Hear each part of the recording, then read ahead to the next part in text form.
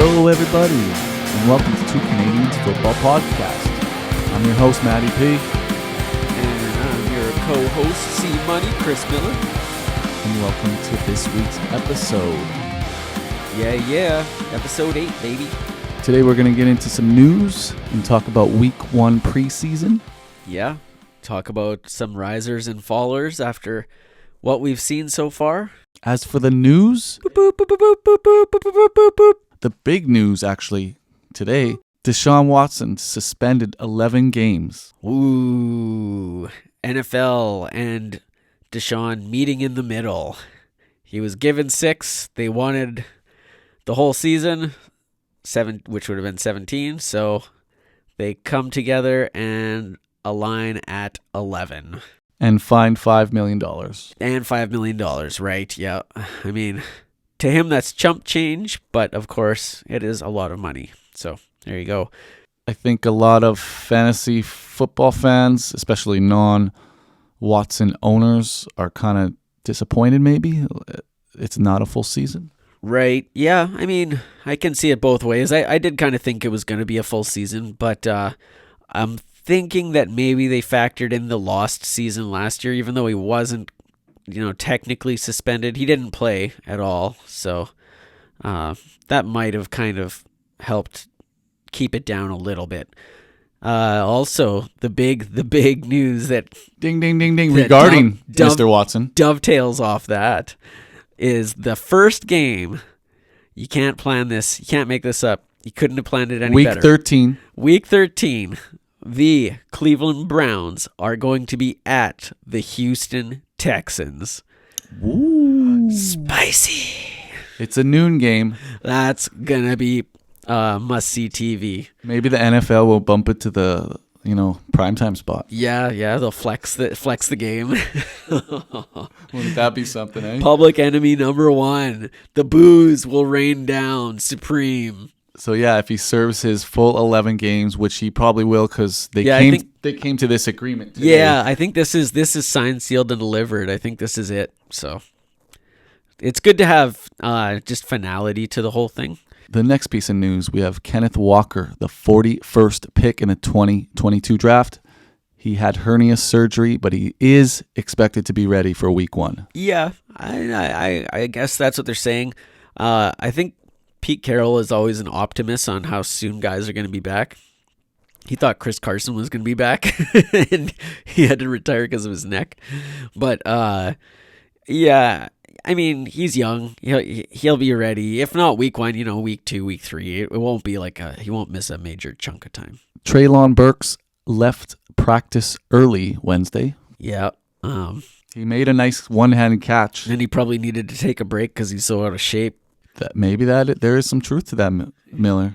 Yeah. There were early reports that Treylon Burks was having asthma problems or just strength and training problems and keeping up with the other players. Yeah. I don't know. He's trending downward a little bit. Yeah. Treylon Burks trending down, and is it Kyle Phillips? Yeah. Trending up. Right. So somebody's got to fill that spot. So all you guys thinking about drafting Burks in your rookie drafts, if you haven't had your rookie drafts already, maybe you can move him down your board and target someone else. I would almost take Jameson Williams over Burks, or Sky Moore over Burks, or I would for Burks sure. falls down my rookie rankings a bit. Yeah, I would take Sky Moore ahead of him for sure. I even traded Treylon Burks recently in a dynasty. Yeah, probably a good decision. Yeah, I drafted him, and then I traded him. I got a little bit of value. Got some more some more picks for next year. Oh, yeah. So in that deep class, right? Next year's class is supposed to be good. Yeah, there's some stud quarterbacks. There's some stud running backs. Some good receivers. Seems like there's been a lot of good receivers the last few years. Coach O'Connell says Irv Smith surgery went well, and he will be ready for Week 1. Yeah. Good to hear officially, I suppose. Word on the street was that was always expected, so just good to hear it kind of proclaimed officially. I'm still expecting big things from him this season. We need him. Yeah. Right from the get-go. The last piece of news, might shock some people. Tom Brady is having lady problems and is away indefinitely away from the team. Yeah, that's I still haven't seen the official word on that, but doesn't sound. There's a lot of mystery surrounding the whole situation. I do think that maybe after losing his center and then one of the guards, probably one of his best offensive linemen, getting injured, maybe he's rethinking whether he wants to play. Coming back once you decide to retire, like Brett Favre so many times, he didn't really come back well until that second return with the Vikings, when it was kind of his opportunity to stick it to Green Bay, and he really kind of came back and went all in, and you could tell that he put everything he had into that season. And that's why when he retired after that season, the following season, he basically came back for the money, and because he didn't want to let the guys down, they went down to recruit him, Jared Allen and a couple other guys. And his heart just wasn't in it, and then that showed, because the following season the Vikings just absolutely that season was a total train wreck. And if Brady's heart isn't fully into it, I could see a similar scenario play out in Tampa Bay this year. As weird as that sounds, because you expect them to be a good team, especially with him at the helm. But that would if his heart's not in it, that's could be devastating for that team. Let's hope that he solves whatever is going on in his life and returns to the field soon, because I think Tom Brady just being on the field just makes football a better game. Yeah, he's a great player, so fun to watch. And he helps service a lot of fantasy players and makes them relevant. And I need him to win that division. Oh, yeah, right. As per previous bold sports prediction on this show. Yep. Good call. We'll see if it's a good call. Right. Well, yeah, it could be a total horrible call if he retires. All bets are off on that one. Yeah, pull the plug. The competition gets a little closer, right? Oh yeah. Let's move on to our preseason week 1 standouts. What did you see that you liked this week, Miller? It's not so much. Certain games. It's hard to glean a lot from preseason week 1, but there are some risers and fallers. I got a couple guys that are trending upward, a couple that are trending down. Right off the top of my head, Robinson for Washington is trending up because Antonio Gibson fumbled, and it just seems like he's kind of falling out of favor with the coaches there, and that's going to be a running back by committee system rather than just a lead back with Antonio Gibson and J.D. McKissick doing the passing work.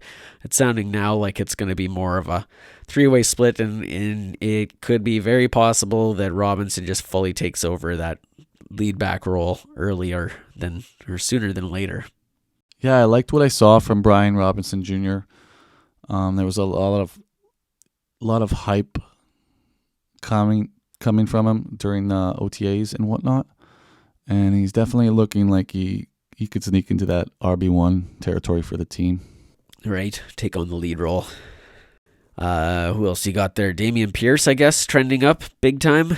He had a very good outing. Yeah, sounds like he's almost, by the sounds of things, it sounds like he may have surpassed Marlon Mack already on the depth chart, which is for a rookie now to come in and already be up there, that's saying something. So he's definitely trending upward.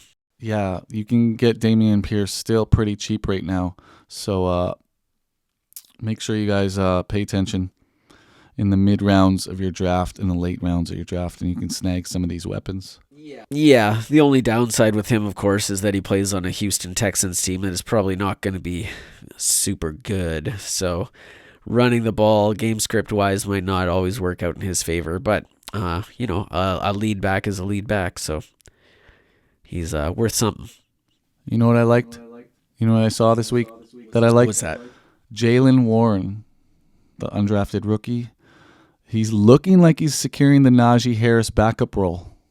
Oh yeah, that's a big one because should the unthinkable happen and Najee gets hurt, that's a prime handcuff roll. Jaylen Warren looked good. Had some nice moves. Got some yardage after the catch, and he did have a receiving touchdown. Yeah, he was the top priority in our league this week, so it showed. Yeah, I missed out on that. A Najee Harris owner, and I missed out. Ouch. You might be looking back on this week and curse the fact that you weren't in on waivers. I meant to throw in a bid, but it was just a busy week, and I messed up. Yeah.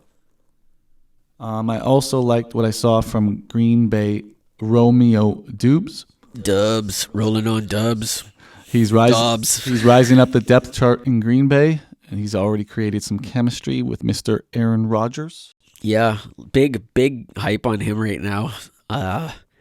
It still sounds like Lazard is the number one from the way Rodgers talks about him and stuff, but it's not going to be like a Devontae Adams situation. Like this is going to be mixed around. There's going to be, multiple receivers used, a lot more spread out. So if Dobbs is one of the top priorities, then that's a good thing for fantasy. Yeah, he's definitely rising up draft boards as we speak.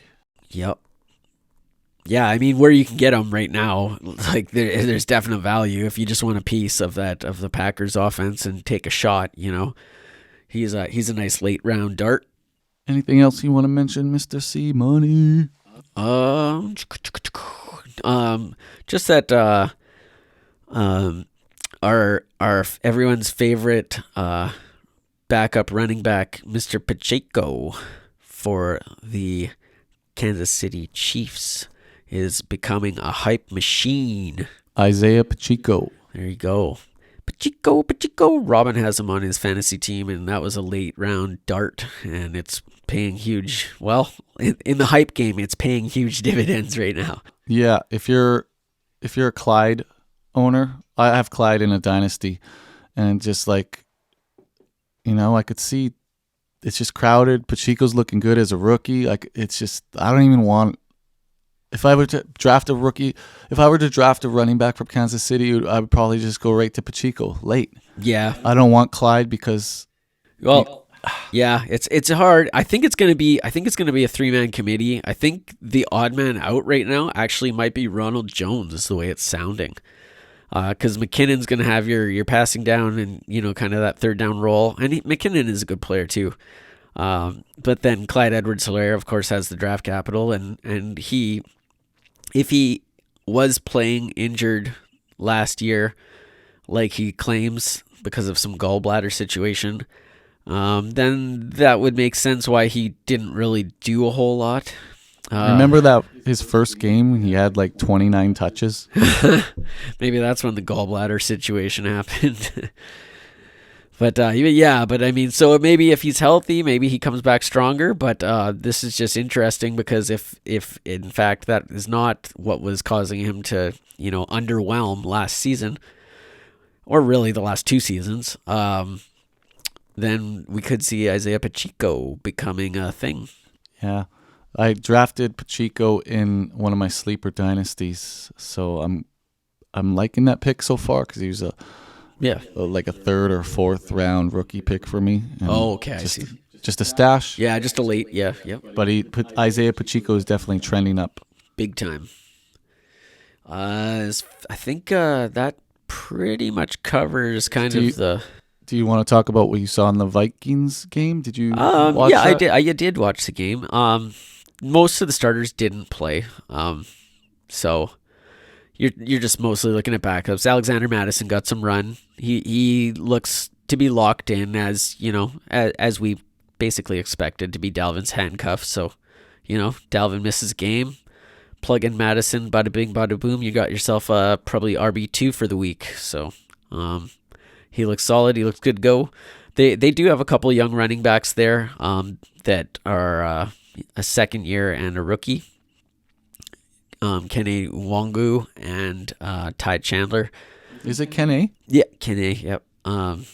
But I mean, both of those guys, there would have to be a lot of things to happen before they would get really any game action. I mean, you'd need injuries to Dalvin and to Madison for them to really see much of a role. They might get the odd play here and there, and I do think Ty Chandler looks good for that. But Dalvin's in his prime. He's not going anywhere. He's still locked into a long-term contract. So, that's kind of what it is with those guys. All right. For our next segment, this is your favorite segment from us. Bold sports. Bold sports predictions. Bold sports prediction. We're starting to have to reach a little further now that we do this every week. Now that we do this every week, yeah. Once the season gets started here, it'll be easier to come up with some bold stuff. But at the moment, it's only baseball that's going on, and the rest is off-season stuff. So getting a little hard to come up with something every week. But I'm just gonna dovetail off today's news of Kadri signing with the Calgary Flames. Nazem Kadri, big move. It's a big deal. He's a good player, and Calgary needed to replace a couple guys they lost. But I'm gonna say that even with the 2 additions that they've made this offseason, they are going to fail to make the playoffs this upcoming season. That's as bold as I can get right now. No, I like that because they basically just replaced Gaudreau and Tkachuk with 2 similar players, right? So well, yeah, they're all good players. All 4 guys, Nazem Kadri, Huberdeau, Tkachuk, and Gaudreau are all good in their own rights. They're all pretty different players. Tkachuk, I guess, in Kadri's games, you could say are kind of similar. If you wanted to say, you're swapping Tkachuk for Kadri, and then you're swapping Gaudreau for Huberdeau. When you think about it that way, actually, it doesn't seem so bad. But, but yeah, I just think new team, new fits. Just the way everything kind of shook out there, it doesn't leave a good taste in your mouth. And I think the negativity is going to leave them on the outside looking in for the upcoming playoffs. Very interesting to go back to hockey. Yeah. We live in Canada. That's it's 24/7, 365. You don't say, eh? Yeah. We'll leave most of the Canadian cliches out right now. But this is the Two Canadians Football Podcast. Let's go for a rip, eh? Hey, just over a rip, bud. As for my bold sports prediction, it's not very bold, but I will say Canada doesn't lose another game at the World Juniors right now. Did they even lose a game? I don't know if they have. I don't think so. I think they're undefeated. I'm just going to say they go undefeated. Yeah, that's not that bold. USA is out. That was the biggest competition. They got knocked out by the Czechs yesterday. Wow, you know more than me right now. Yeah. I've been vaguely following it. I haven't been following that closely. I know Canada looks really good. And now with the war in Ukraine, Russia's not in it. So that was kind of one of the big competitors that's not even part of it now. So I think it's looking like a cakewalk the rest of the way for Canada. I did watch a part of a game the other day where Connor Bedard sniped one upstairs. Yeah, the next McDavid, right? Yeah, he's looking good. Yeah, he looks good. I went and saw him actually this year, and in real life, had to go see him, check him out against our Winnipeg Ice.